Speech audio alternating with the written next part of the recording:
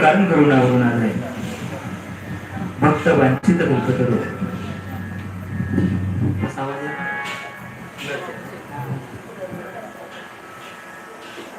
ताळोदित विनंदित पितांबरधारी नंद नंद आनंद कंद बालकृष्ण लालाची वाङ्मयीन प्रतिस्वरूपा श्रीमद भागवत महापुराण कथा मोठ्या प्रेमाने मोठ्या आनंदाने मोठ्या भक्तिभावाने या अधिक मास पर्व कालावरती